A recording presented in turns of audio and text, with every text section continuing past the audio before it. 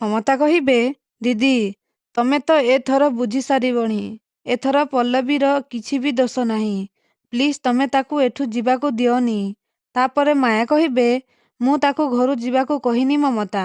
ଏଇଟା ତା ନିଜ ନିଷ୍ପତ୍ତି। ମୁଁ ବାସ୍ ଏତିକି କହିଥିଲି ତାର ବ୍ରତ ପୂରା ହଉ କି ନ ହଉ ପୂଜାରେ ସେ ବସି ପାରିବନି।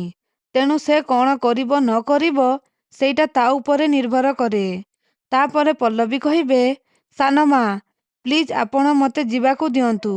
ଏହାପରେ ମମତା କହିବେ, ଚୁପ୍ କର ପଲ୍ଲବୀ। ତୁ ଆଜିକାଲି ବହୁତ ବଡ଼ ବଡ଼ କଥା କହୁଛୁ। ମହାପାତ୍ର ଖାନଦାନର ବୋହୂ ତୁ। ତୁ ବୋହୂ ହେଇ ଘର ଛାଡ଼ି ଯାଇ ବାହାରେ ରହିବୁ।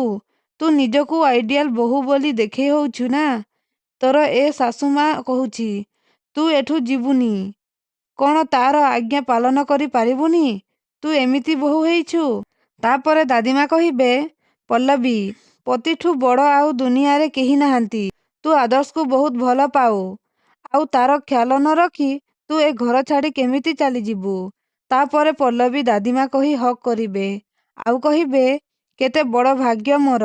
ଆପଣମାନଙ୍କ ଭଳି ଭଲ ପାଇବା ଶାଶୁଘରଟିଏ ମିଳିଛି। ଆପଣମାନଙ୍କ ଭଳି ଦେବତା ସମାନ ଲୋକମାନଙ୍କୁ ମୁଁ କେମିତି ଛାଡ଼ି ଚାଲିଯାଇ ପାରିବି? ତାପରେ ଗୌରବ କହିବେ, ଆଚ୍ଛା ହଉ ତାହେଲେ ମୁଁ ଲଗେଜ ନେଇକି ପଲ୍ଲବୀଙ୍କ ରୁମ୍ରେ ରଖିଦେଇକି ଆସୁଛି। ତାପରେ ଗୌରବ ଲଗେଜ ନେଇକି ଯିବେ।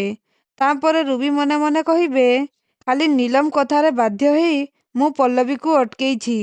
ନ ହେଲେ ତ ଏତେ ଦିନ ଧରି ମୁଁ କେବଳ ଏଇ ଦିନକୁ ହିଁ ଅପେକ୍ଷା କରିଥିଲି।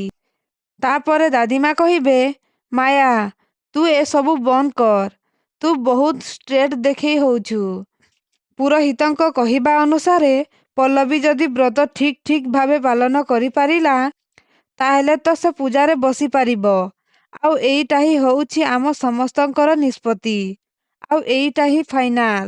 ତାପରେ ଆଦର୍ଶ ଆସି କହିବେ, ହଁ ପଲ୍ଲବୀ ମୁଁ ବି ତମ ସହିତ ମିଶି ବ୍ରତ ପାଳନ କରିବି।